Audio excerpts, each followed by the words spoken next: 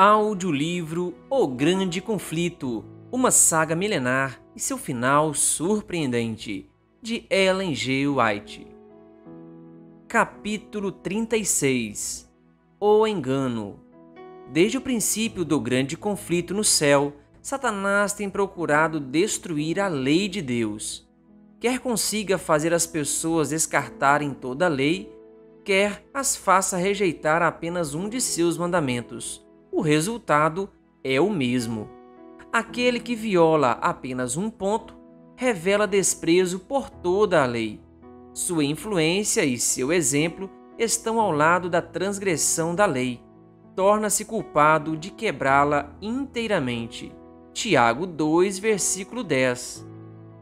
As doutrinas da Bíblia são distorcidas por Satanás e, como consequência, erros se tornaram parte da fé de milhares. O último grande conflito entre a verdade e o erro diz respeito à lei de Deus. Trata-se de uma batalha entre a Bíblia e a religião de fábulas e tradições. A Bíblia está ao alcance de todos, mas poucos a aceitam como guia de vida. Dentro da igreja, muitos negam os pilares da fé cristã. Rejeitam a criação, a queda do homem, a expiação e a lei de Deus, total ou parcialmente.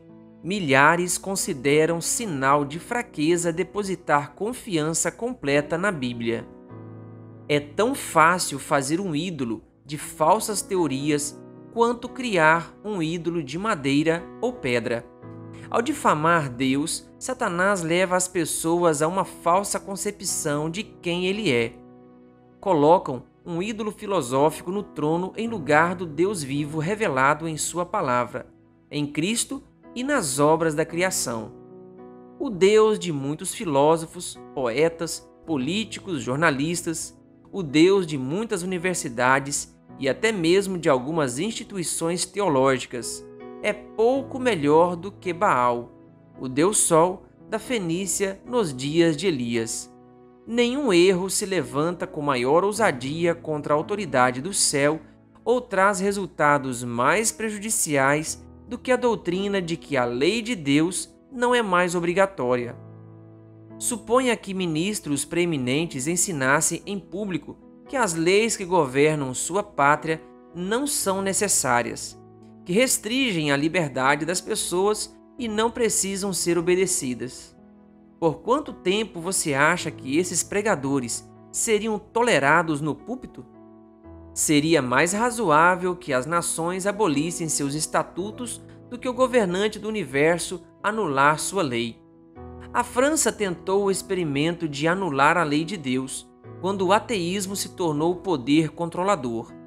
Isso demonstrou que descartar as restrições colocadas por Deus significa aceitar o príncipe do mal como governante. Implicações do desprezo à lei. Quem ensina as pessoas a tratar os mandamentos de Deus sem respeito está semeando desobediência para colher desobediência. Quando as pessoas descartam por completo as restrições da lei divina, logo também desconsideram as leis humanas. As consequências de banir os mandamentos do Senhor não seriam em nada como esperam. As propriedades não estariam mais em segurança. As pessoas tomariam os bens do próximo à força, e os mais fortes se tornariam os mais ricos. A vida em si não seria respeitada. O voto conjugal não seria mais um muro de defesa para proteger a família. Quem tivesse poder tomaria a esposa do próximo por violência. O quinto mandamento seria tão ignorado quanto o quarto. Os filhos não hesitariam em tirar a vida dos pais se isso os levasse a obter aquilo que seu coração corrupto deseja. O mundo civilizado se transformaria em uma turba de ladrões e assassinos. A paz e a felicidade desapareceriam da terra. Essa doutrina já abriu as portas do mal no mundo. A ilegalidade e a corrupção tomam conta como uma maré assoladora. Até mesmo nos lares que afirmam ser cristãos, há hipocrisia, relacionamentos destruídos, traição dos princípios sagrados e condescendência com os desejos carnais. Os princípios religiosos que deveriam ser o fundamento da vida social parecem estar oscilando, prontos para cair. Criminosos depravados muitas vezes recebem atenção como se tivessem feito algo grandioso. Os crimes ganham ampla publicidade. A imprensa publica cada detalhe revoltante do mal, instruindo outros na arte da fraude, do roubo e do assassinato. O fascínio pelo mal, a terrível intemperança e iniquidades de todos os tipos deveriam despertar a todos. O que pode ser feito para deter a maré do mal? Intemperança. Os tribunais são corruptos. Os governantes são governados pelo desejo de ganhar dinheiro e pelo amor aos prazeres sensuais. A intemperança tem anuviado a mente de muitos, de tal modo que Satanás tem controle quase que total sobre eles. Os juízes são corrompidos, subornados e iludidos. Embriaguez e festanças, bem como desonestidades de toda espécie, são encontrados em meio àqueles que administram as leis. Satanás não consegue mais controlar o mundo por meio da negação das Escrituras. Então, recorre a outros meios de cumprir o mesmo objetivo. Destruir a fé na Bíblia funciona da mesma maneira que destruir a Bíblia em si. Assim como em eras passadas, Satanás tem trabalhado por meio das igrejas para fazer seus planos avançarem. Ao combater verdades impopulares das Escrituras, elas adotam interpretações que lançam as sementes da descrença por toda parte. Ao se apegarem ao erro católico da imortalidade natural e da consciência humana após a morte, rejeitam a única defesa contra os falsos ensinos do Espiritismo. A doutrina do tormento eterno já levou muitos a rejeitarem a Bíblia.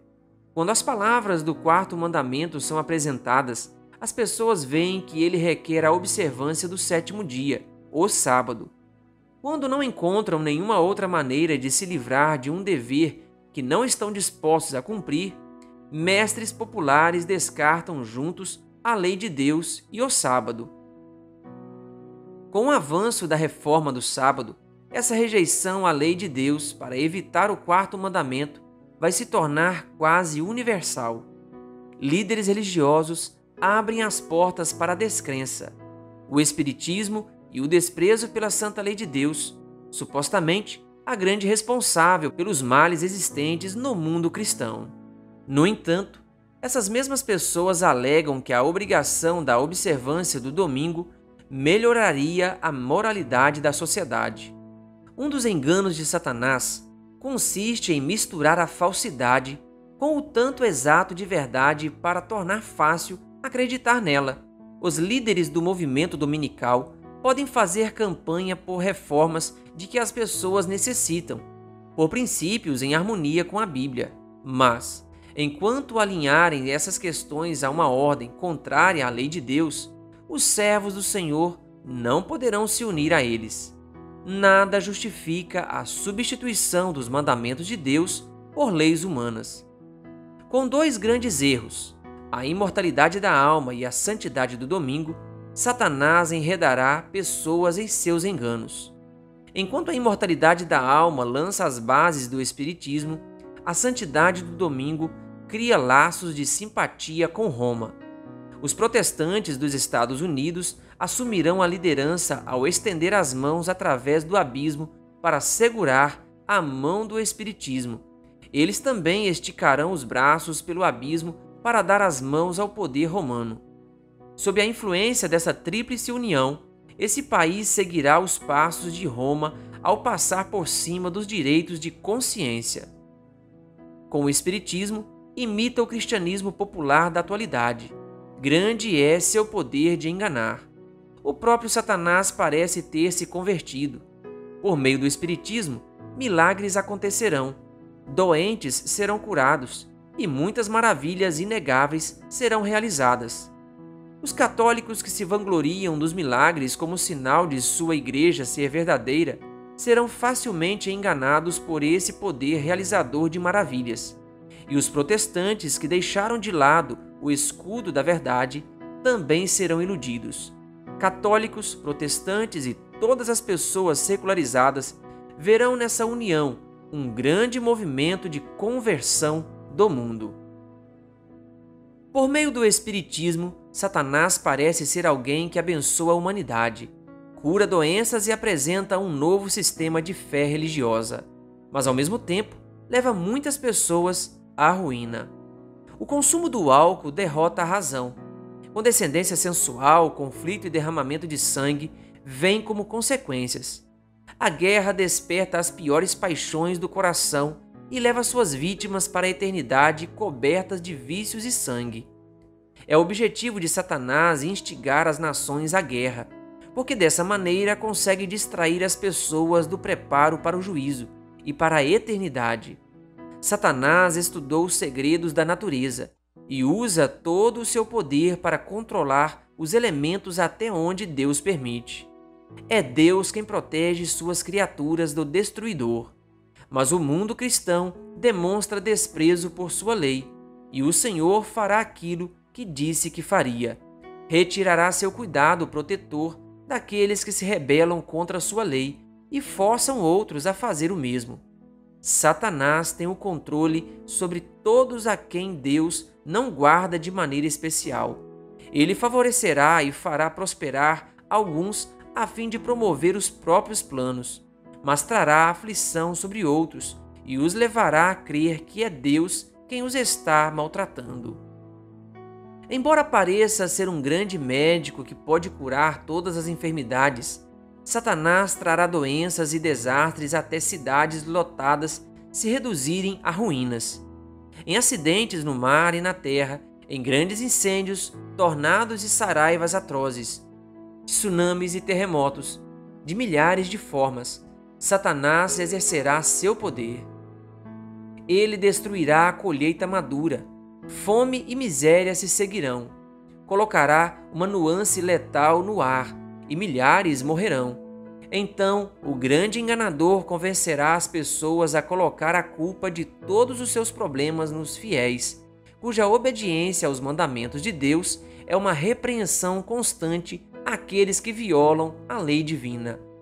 Dirão que essas pessoas estão ofendendo ao Senhor por transgredirem o domingo, e que esse pecado acarretou os desastres, os quais só pararão depois que a observância ao domingo for estritamente praticada.